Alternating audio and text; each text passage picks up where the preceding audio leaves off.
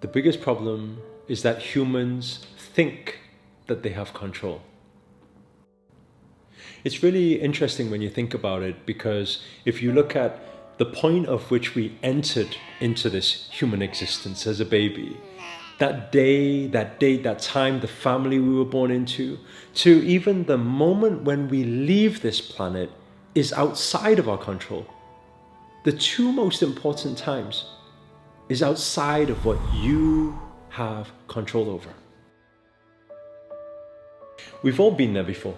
We plan it out. Everything seems perfect or almost perfect, because that perfectionism comes in to needing to protect, and that doubt comes in, that fear comes in. And you can plan all you like. You can plan for 6 months, you can plan for 1 year before you execute. And there's one thing for certain, that nothing is certain. They say change is the only constant. All you need to do is just look at 2020. Everybody had plans. They had plans of where they were going to travel, where they were going to spend time with their family or their loved ones, what they were going to do in their career. And guess what? March comes and everything changes. We can try fight it. Of course we can. We can point our finger outwards and say, why is all this happening to me? Why is all this happening to me? We can complain about it, but it's not going to change anything. In fact, when you complain about it, you're not working with that energy. You're not working with the universe. Actually, it doesn't matter about religion. It doesn't matter which God you believe in, which God you don't believe in. There is a creator.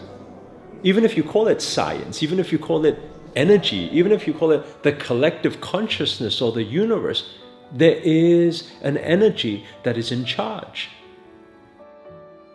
Of course, you can try to deny it. You can say, no, I'm in control. Or at least you like to think that you are. And it's funny if you look at it, because in human existence, when you first come onto this planet, as a little baby, through those first 9 months, you didn't do anything. You didn't think, you didn't doubt, you didn't fear. And what happened? You were created. A miracle happened. In fact, all you need to think is all of the times that you've tried to control, as nature has it. Isn't it so that the more you chase for something to happen, the more you're trying to control something? Those of you who are parents will be able to relate to this. When you try to control your kids, what happens? They rebel. This is what happens when you're trying to control this energy that is greater than you. People sometimes they get offended. They think it's he's speaking about some God. Some God is controlling us.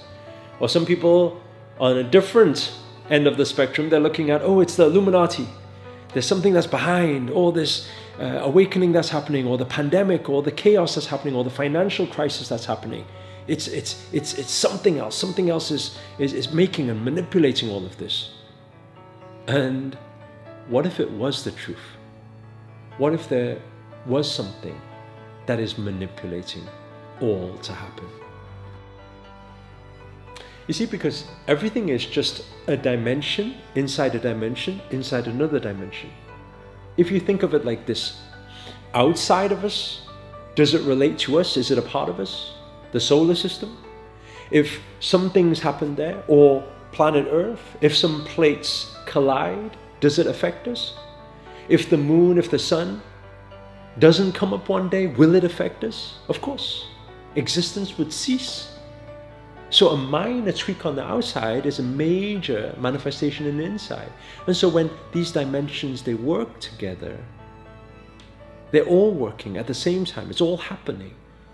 But the interesting thing is, outside is always in control. In the same sense, if we go into more micro dimensions, inside of you, there is a whole world. The cell in your body doesn't know who you are. It's probably never heard of the outer dimension, which is you. It would probably refer to their God as you. Because if you just eat something very unhealthy, they'll feel it. It'll feel like an earthquake. It'll feel like a tsunami. But if you do some minor tweak within your diet, let's say, everything changes inside.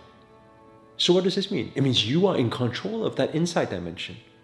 So the question is, who is in control on the outer dimension? There's so many levels to this consciousness. So many. It will take you onto this journey to one day be thinking that I am in control, I create my life, I manifest my life. And then you try to manifest everything, to sometimes then going on to, actually, it's the balance also between surrendering. So who are you surrendering to? What are you surrendering to? And those energies can only work with you when you work with them. Everything is just a negotiation. That's why you get what you put out to this world. Just in the same way that you would reward behavior with your children. You can try not believe it. You can try deny it. You can try fight it even. But you can't stop it from keeping everything in place. That energy is divine. It's a powerful energy. It's in control. But that control and being controlled may not be so bad. Because I always say that bigger energy is not just like a parent. It is the most loving parent.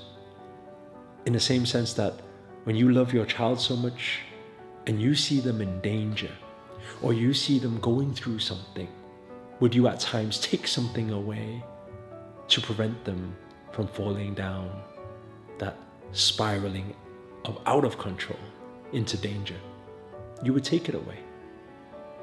So next time, maybe when you feel challenges in life, when you feel like things are happening to you, maybe just trust.